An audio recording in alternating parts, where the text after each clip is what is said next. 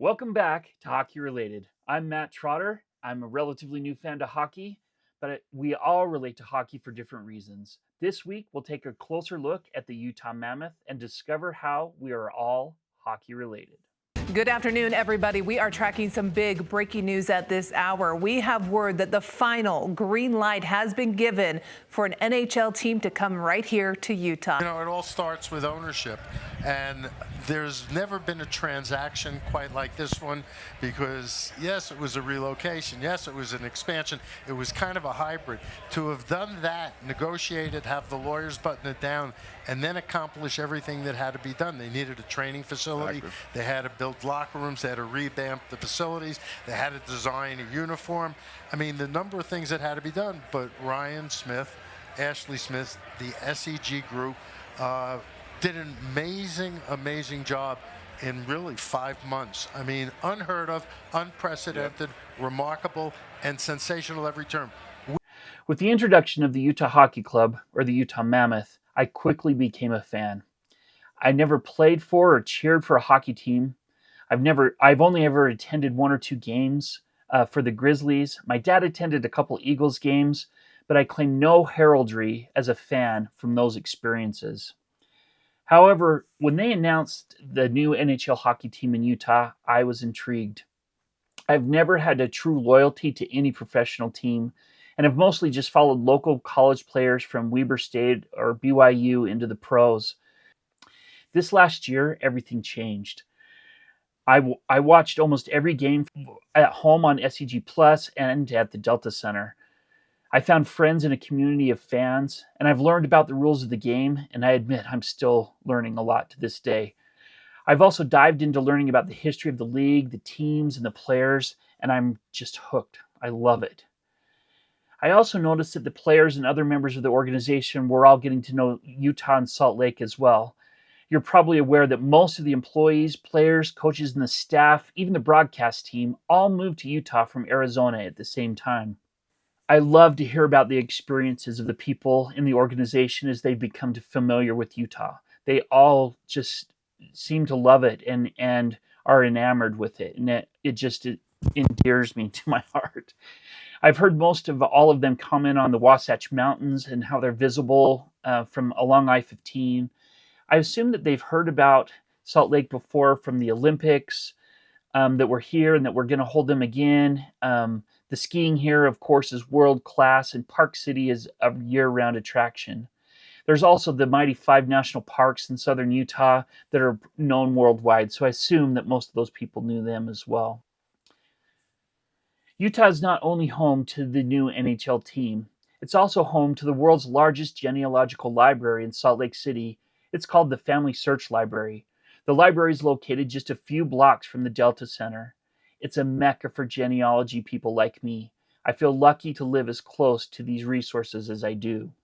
I've spent the last 25 years of my life unlocking family histories and using different sources and methodologies. Genealogy has helped me to learn about myself and my family. For me, genealogy is about family. As a lifelong resident of Utah, I did not have a lot of exposure to hockey, specifically the NHL, and my love for the sport is in its infancy. However, over the last years, I've watched and learned and followed the team. The stories that touch me the very most are those that are about their families. Now, when I think about hockey, I also think about family. Genealogy is family, and hockey is family. I'm interested in sharing where these two worlds meet besides in Salt Lake City. I have to admit that over the years I've developed a pretty bad habit of doing genealogy while I watch TV or movies or sporting events. While I was watching Utah hockey, a few of the players' names jumped out at me as something that might be fun to look at. For example, I have Kellers in my family tree, and so I thought, I wonder if I'm related. But some of the names were so unfamiliar to me, it seemed easier. They seemed like might be easier to do research on than like a Smith or a Johnson. Names like Bukestad, Kerfoot, Dursey, Bortuzzo, Kesselring, Sergachev, Vamelka. And I quickly found myself in the hockey-related family history rabbit hole. I noticed that I was watching hockey games and following different writers in social media, and they were taking time to explain to people like me who are new to hockey what the different terms meant. And they knew that many Utah fans were relatively new to hockey, and the terms that they use in hockey that I kind of learned and knew were like icing and a delayed penalty and offside. These terms are familiar to me, but the specifics took some time for me to understand. I coached soccer for many years, and I've had to kind of be deprogrammed of some of the rules of that game as they compared to hockey. There are also hockey terms that I still accidentally confuse, like the point leader and the scoring leader. They're not always the same person. You score when you hit the puck into the net, but you earn a point if you score a goal, if you assist in a goal, or if you even assist for a goal. For example, Clayton Keller finished the season with 90 points. He had 30 goals and 60 assists. I also struggle with empty net. The empty net is a team strategy. An open net is a player's mistake or a misplay. Many times when teams are behind in the game, they pull the goalie from the ice and have an additional offensive player. This leaves the net empty. An empty net goal is when a player from the opposite team scores on the net left intentionally open without a goalie. However, there are times when a goalie is out of position by accident, leaving the net open for opponents to score. And I found myself tripping over some terms like the blue line. There's a blue line on each side of the ice dividing the rink into 3 zones. The officials use these lines to determine if a player is offside. A blue line also refers to defensive players. In a recent conversation, I heard a reporter say that we don't need to worry about the blue line when we make a pick in the upcoming draft. I also recently found myself Googling hockey acronyms. Keep track of how many of them that you know and let me know in the comments. Terms like GMBA, RFA, ELC, TOI, GP, OTL, SOG, and plus-minus ratings. You can pause the video if I went through them too quickly, but see if you know what they all are. Like hockey terminology, I realize that in family history there are several terms that I know and take for granted. I'd like to try and define these as we go along. I encourage you to ask questions if I'm not clear or if I don't explain them very well, and I'll answer them in the chat or in later videos.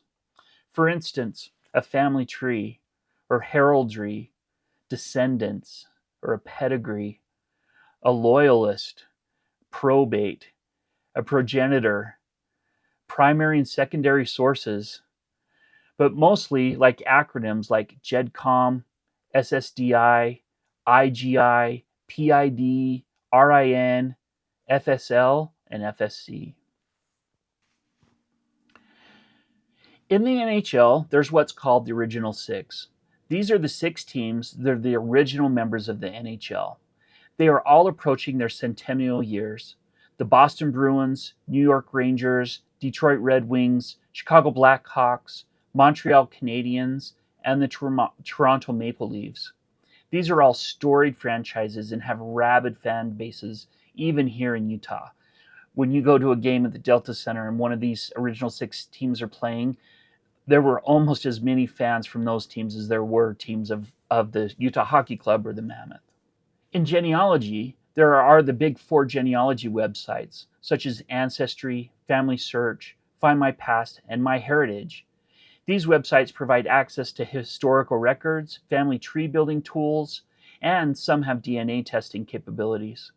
Like the teams in the NHL, the Big 4 are not the only websites in the league. But unlike the original 6, these websites and associated companies are not all the same age and arrived at their prominence in very different ways. Family Search is associated with the Church of Jesus Christ of Latter-day Saints. It began as the Genealogical Society of Utah in 1894, just a few years before the NHL started. The website was launched in 1999, and the organization soon adopted the name Family Search. Ancestry started in 1983 as a publishing company. Many of these original resources can still be found on their website today. In 1996, they launched Ancestry.com, and in 2012, they launched their DNA testing, and by 2015, 1 million people had been tested. But by 2021, 20 million people were in their DNA network. Although Ancestry started in Utah and is a strategic industry friend of Family Search, Ancestry.com is not owned or affiliated by the Church of Jesus Christ of Latter-day Saints. However, as a user of both websites, I could not imagine doing family history without both of them. I've been on one or the other sites almost daily for the last 25 years. The Utah Mammoth have a lineage or genealogy of sorts. Although the Mammoth are considered an expansion team, they also acquired all of the assets, coaches, players, broadcasters, contracts, and draft picks from the Arizona Coyotes. Arizona retained the name, player records, and their history. The franchise was suspended until they can secure new ownership and a new arena. The roots of the franchise, however, started in 1972 as the Winnipeg Jets, a charter franchise of the World Hockey Association, a competitor to the NHL. After 7 seasons, 4 of the WHA teams were added to the NHL when the WHA ceased operations.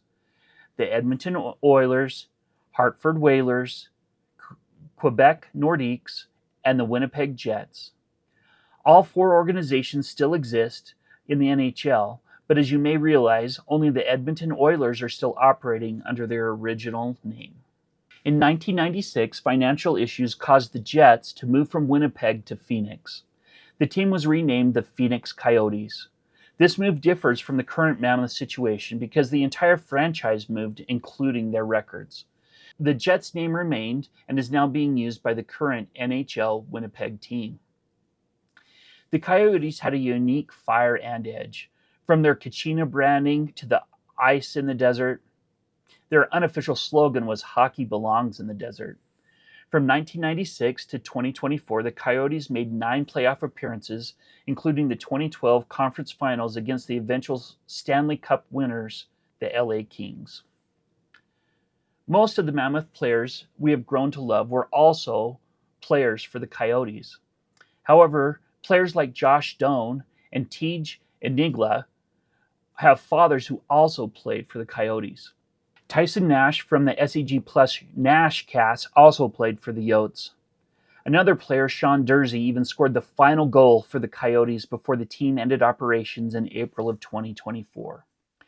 I love to learn about other connections to the Coyotes in the NHL as well. That franchise had a historic and sometimes troubled run. It will be interesting to see what happens when a new ownership group in Arizona will be able to bring it back. The history between these 2 teams will be intertwined. I've seen how bitter and hurt many of the Arizona fans are having lost their team, and I'm sad for them. And I hope that they'll get back their team with new owners sooner than later. If you've liked what you heard, please like and subscribe to the channel. If you have questions or suggestions, please add them below or contact me on the various social media channels. And I'll see you next time as we talk about how we are all hockey related.